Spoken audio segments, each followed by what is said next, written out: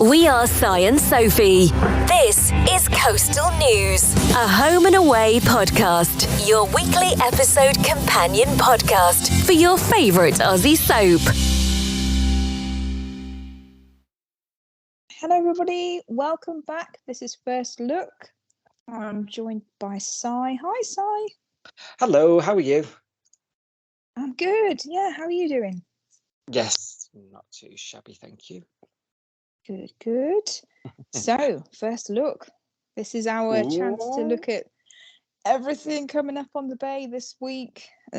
Spoiler alert, because there probably will be some spoilers in here, because we're looking at the synopsis for the episodes coming up on 5-star First Look episodes this week. And we're going to discuss what's going to happen. So let's dive in, shall we? Let's do it. So, first of all, oh gosh, right. So we know this week the Grommet has finally made an appearance. Yeah. So that storyline is obviously continuing into next week. So the first thing I can see, episode number, do you want to guess? 7962. Oh, you're right. Bang on the money. Yeah. Well done. We were Bang just on. looking at something before. Yeah. 7962. So Ziggy struggles with new motherhood. Ooh. So we were just saying on the main episode that they weren't prepared, weren't we? Yeah. And then the babies arrived early. Is it to do with this, or are we going down overwhelming. Yeah, are we going down a baby blues storyline? Maybe, I don't know. Oh, I hope not. That doesn't excite me, I don't want to be. I don't want to be pessimistic. I really don't. But that's something else I'm not in the mood for. It just says struggles with new motherhood, so it might just be that learning to breastfeed and learning to pack a bag for a baby and and obviously it's a big change to your life because everybody struggles with that. I also think everyone struggles to adapt, don't they? Yeah, and Ziggy, she's a very busy, very I need to go to work, I need to do something. Is she going to be able to stay at home and feed baby, and maybe baby might struggle feeding? There might be some of that going on, might there? Which I'm sure will be a very important, relatable story to mums in that position. Yeah, definitely. Yeah, and babies at that age, they're feeding around the clock, aren't they? So she's going to be doing that all hours of the day and night. So it's going to be a complete routine schedule, throw up in the air and rip it up, isn't it? So it could just be that, couldn't it? Yeah, and Dean's probably. And then we've got. Yeah, well, we'll have to wait and see, won't we? Because he's good with Jai, isn't he? But he wasn't there when Jai was a baby, so it'll be interesting to see how he copes with a newborn as well. Can Bree get through to a broken Remy? Oh yeah, so where we left this off last week, Remy's refusing to go to hospital, isn't he? His hand's obviously swollen. He's in a lot of pain. And we saw in First Look for this week that Kirby goes to the hospital, chats to Bree, and she pays him a house call visit, doesn't she? And looks at his hand. And I think it's about time. I think she's been around one with him. To be honest, I've said that on the main episode yesterday. I think she's been a bit unfair, really. I think I called it disgusting, actually. It is. I made a note in the book.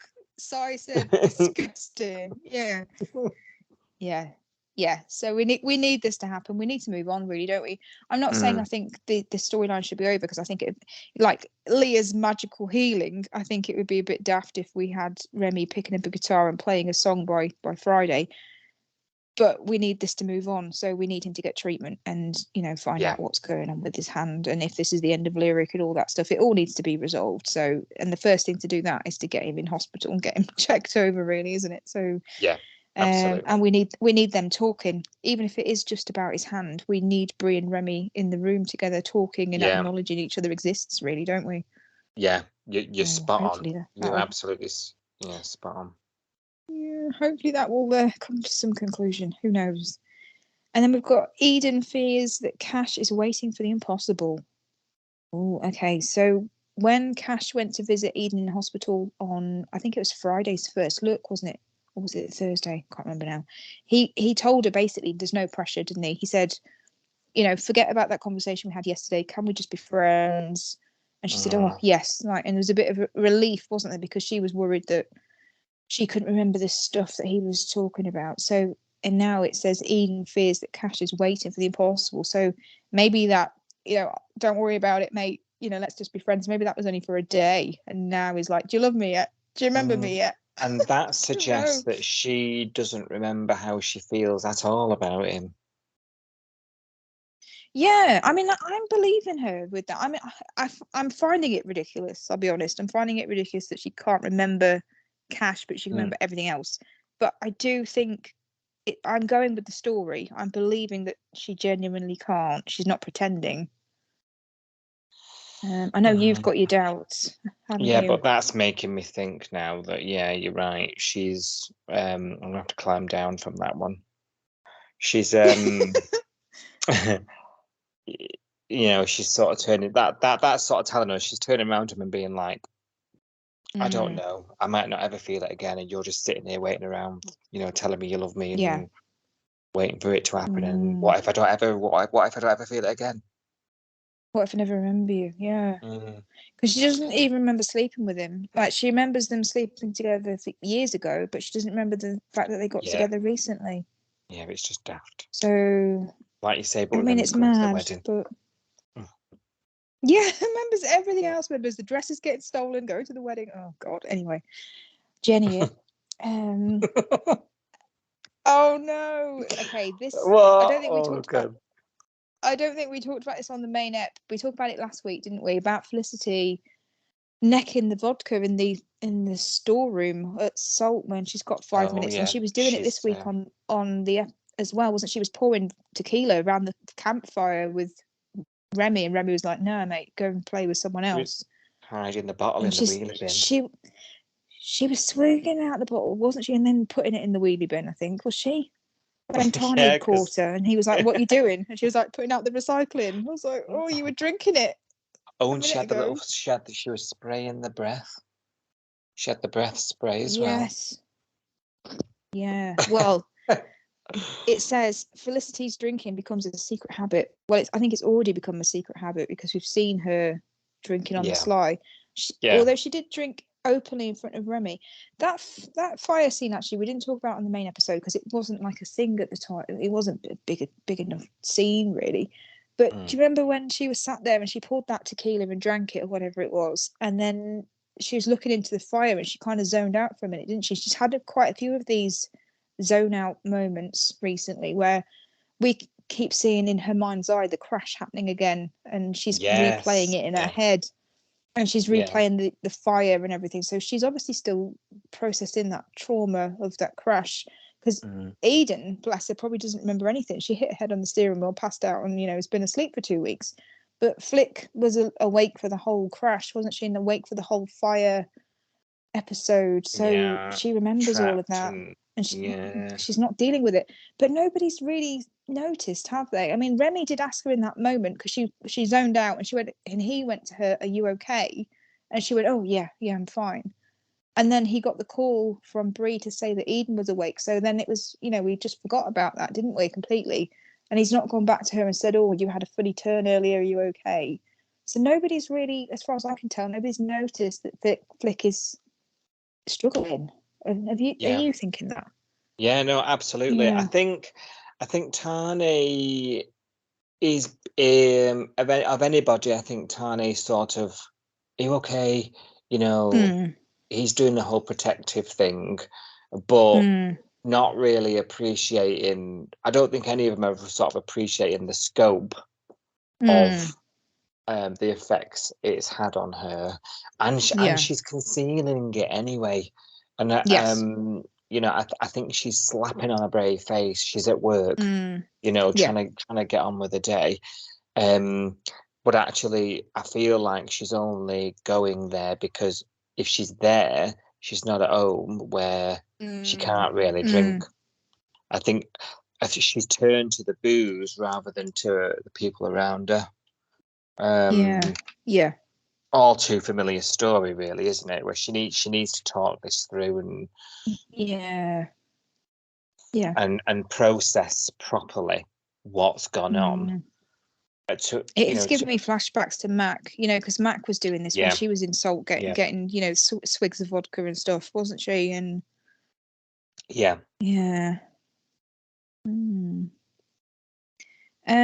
Cash hits a dead end with Eden, so that's obviously following on from what happened in the previous episode where he said Eden's not sure that she can give him the answer that he wants. Oh, this is interesting though. Rose catches Marley's eye. Oh, could they be the next couple? Rose and Marley. That's an interesting combination, isn't it? Well, I wouldn't have put them together, but I can see it now. Yeah, and she's the only one. She's the only one free. Yeah. It's her or Bree or Eden, because technically Eden and Bree aren't with anybody, but I don't think Bree's ready to mingle. Okay, let's see what happens there, because Marley seems a nice geezer. Yeah. Ooh, that's interesting. That could bring a different side of Rose's character out as well, couldn't it? Yeah, and like we say, a woman is a good reason to stick around. That's true. Yeah. Let's keep an eye on those two then. Oh, okay. We were talking about this on the main episode, on the main pod this week. So Bree gets a verdict from the police. Oh, way up. Right then. Yeah. You're off the hook. Hopefully. Never talk of it again. Yeah. Probably, yeah. We'll find out. I can't think what it will be, but obviously we'll find out this week. Because obviously, like, there's so much that could happen here. Like, Jacob's got family, right? Who should really want an answer. You'd think they would want some sort of justice. Yeah, and do they know what he was really like with Bree? I don't know. I think we could do a bit more with that. I'm not expecting any more, but I think we could do a bit more, to be honest. Is that bad for us to not expect it? I don't know. I think we're used to things moving pretty quickly, aren't we? Yeah, I suppose so, yeah. Yeah. I don't think it's bad. I think it's just we're conditioned. I think it's we expect newbies to come in with secrets, and we expect storylines to get wrapped up without much of a conclusion because it's just what we've been used to. So I don't. Not sure. Yeah, we'll see. We'll see what happens. Yeah. Right. We were just talking about Marley having an eye for Rose. So I don't know whether this is related to that or whether it's related to him and the board shop. But it says Marley has a change of heart. We'll have to watch to find out, won't we?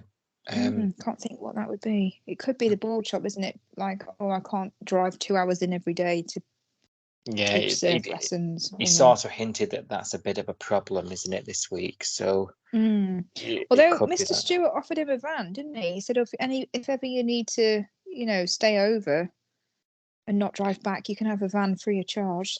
I know, but he's pretty tight with his family, isn't he? Yeah, that's true. Yeah. Oh dear. Right. Party girl Felicity causes a scene. Oh, God. So we were just talking about this, weren't we? So we know that Flick can be a fun drunk. She can be that party girl fun, but she can also be obnoxious drunk, can't she? Yeah. Let's be honest. So causes a scene.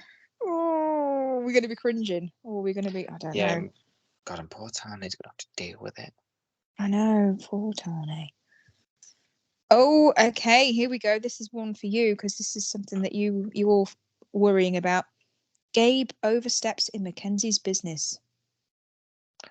I'm telling you, Sophie, I'm telling you. You saw it coming. I've written it in the book, Simon says. Yeah. He's honestly, after the business. He is. Yeah. And day one, even when he just walked behind the bar and made that coffee, I'm like, you've just walked into a life after 4 years. Yeah. And you've gone behind there and knocked up a flat white. Yeah. No, I'm not buying it at all. I wonder what he's done. He's obviously made a decision when she's not been around or something. No. You don't like him either, admit it. I don't like him, no. I can't say I think he's after a business. I don't know, but this is obviously making it quite clear that he's up to no good. But I just get a vibe off him. I just get a bad vibe off him. And now I've come up with that theory that he could be working with a dad. I mean, now my mind's running wild. Yeah. Excuse me. I don't like him. He's a wrong un. But anyway, we might be eating our words in 6 months and go, we love him. This does happen. We do that. We're so fickle. We love Gabe. This week I've defended blooming Remy to the high hill. Oh. I've always loved Remy. Can we just note that in the book? Don't listen to her. You should hear her off air. But yeah, at the beginning I was like, I can't stick the guy. He's a right. You were calling him like full of himself. Yeah, I was. I thought, oh no, yeah, womanizer, misogynist, narcissist. Yeah, You said full of himself. Yeah, and now I'm like, the poor thing with his poor Remy. I love him. I heart Remy. I'm going to start a new Stan account. I heart Remy. There we go. Send him some donuts. He deserves them, poor guy. Oh, dearie me. All right, Summer Bay goes gaga over Baby Thompson. Baby Thompson, we've still not got a name. Well, we know it's Thompson though. Is that cleared up one because they were having that fight, weren't they, about whether it was a Stony Thompson or whether it was a Stony Thompson hyphenated or. Yeah. Oh, so while Summer Bay's going gaga over Baby Thompson, it says Ziggy fears that she's a terrible mother. So it is that maybe Baby Blue's mother struggling storyline that we're going. Yeah. Oh dear. I mean, I can't. That's going to be sad because Ziggy's. Yeah, I don't want to see her struggling. That would be horrible. That would be quite sad, won't it? What do you think? It will be sad, but at the same breath.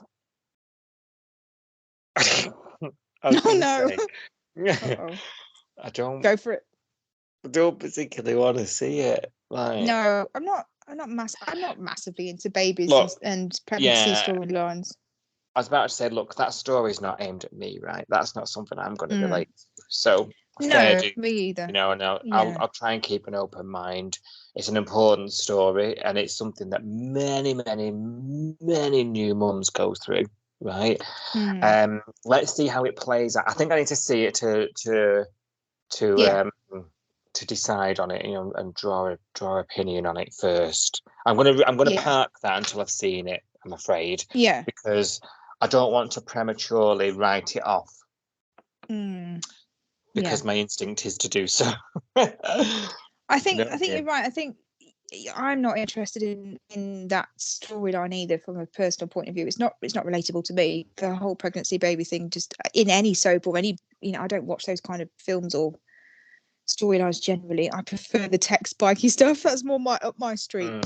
But this, depending on how they do it, this is actually a really important storyline, isn't it? Really, because you know, that kind of what did you say last week? You know, these kind of stories where they highlight an issue for us and they go, look at this. They're issue based. Yeah, that's it, issue based. You know, like we've had mental health, haven't we? And now we've had addiction with Justin and the painkillers, you know, and the stalker storyline that's going on. It's all things that can happen to anybody, and then it's represented in the show, and it's to say, like, you're not alone, like you're not the only one going through this, and you don't have to do it alone. There's ways to get out of this forever. There's, you know, there's support, there's help, talk to people. So it could be one of these issue-based storylines where she's struggling with motherhood, maybe got baby blues, or I don't know. Yeah, and that will strike you know, there'll be some, even if it's one woman who she's there of an afternoon and Home and Away's on, you know, and she's had no sleep, you know, she's got a newborn baby, and she doesn't know how she's going to make it through the day, and she feels like she's drowning, you know, and she's got to look after this human. She's got to keep this person alive, you know. And if she can look up and think, you know, Ziggy can do it, I can do it, great, it's done its job. Do you know what I mean? Yes. Yeah. It's just something that it's not going to speak to me, and not everything will. you know. But in the back of my mind, I'm like, she doesn't even want this bloody kid anyway. I can't move past that. I know. I'm struggling with that as well because I think she got talked into having this baby, but we'll see. We'll have to see how it goes. We'll have to But have a it could look. be a really important storyline. Yeah, it could end up being really important. So probably a good thing. It's one of those where, you know, the easy route would be to just have the happy family, wouldn't it? You know, they've got the baby home, everyone's fine, and that, you know, kind of gloss over it. But it's probably a harder storyline to highlight the you know, the other side of motherhood, because society paints being a parent as this wonderful thing, which it is. But a lot of the time, people are struggling, and people aren't talking about the hard. You know, it's hard work being a parent. It's difficult, especially with a newborn. You know, where, like I said, the schedule goes out of whack. You're not used to it. You've got this person that's depending on you. You're not getting sleep. You know, that's mentally and physically exhausting. So, and Ziggy's it's something that people don't talk about. And the amount that Ziggy's had to give up, you know, that she didn't want to give up, you know. Yes. I think as well, you know, you've just given birth. I think your hormones are all over the place, and I think, you know, her life will be less about herself now, and she's going to be forced to make it all about this little human. Yeah, definitely. So I think it will be an important story if it does go that way. And then to end the week, we've got, can Remy give his nightmare his blessing? Oh, God. His nightmare. What does that even mean? So Remy's nightmare. Oh, hang on, I've missed a line. So this could be related to the nightmare. Can Lyric survive as duet, and can Remy give his nightmare his blessing? So is it the band breaking up? Did you say that they should go on without him? You know, like bands. I said temporarily. Yeah. I said temporarily. You know, Lyric aren't Lyric without the four of them. I get that. You know, they're a four-piece band, aren't they? Well, I don't know. There's only Kirby and Theo that do all the writing, that do all the meetings. They're the only ones doing all the socials. I think they could have survived as a duet. Yeah, I mean, I don't think Kirby had to take this job in the diner. I think Kirby and Theo could have genuinely done some gigs together as a duet. I mean, for God's sake, Theo and Justin did a gig together as a duet, didn't they? So, and that apparently saved Salt's business and reputation in an hour. So, This is quite exciting now, actually, because I'm thinking the only way out of this torrid Lyric mess, because no one likes them, is to break the band up. Right? Yeah. And well, you know, you like them, but even you'll admit they work best when they've splintered into their own stories. Yes, I don't hate the band though. I don't hate them as a band. I like them all individually. I like Eden and Remy more than probably the other two, but I don't hate the band. I think a lot of people hate. This could get us out of seeing these silly gigs all the time and the singing and Yeah. I don't know. I just think they given it up a bit too quick. I'd have just got my keyboard out and got down Salt and said to Mac, right, pay me as a two-piece. I don't know. But we'll see. So that could be Remy's nightmare. So can Remy give his nightmare his blessing? Maybe that is, okay, yes, you can carry on the band as you two. Or is it something to do with Brie? Has Brie decided to move on? Or I don't know. Oh, he's had another dream where, like, Bob's at the door and he's like, oh God. You know, me, Kirby and Theo were doing Lyric 2.0 without you. Oh God, no, I don't give that my blessing. And then he's woke up. Yeah, it could be metaphorical. I don't know. And then the last line of the week is Ziggy struggles to connect with her baby. So still no name, baby. Does that mean we've got no name, do you think? When is this baby going to get the name? If it's Gromit for another week, I swear to God. If it is, we'll just have to name it ourselves, I think, and have a christening so it's all sorted. There we go. You've heard it here first. That'll be happening at the top of next week's podcast. If baby doesn't have a name by Friday next week, we're doing a christening on next week's podcast. There we go. Yeah, tune in to find out what the name will be.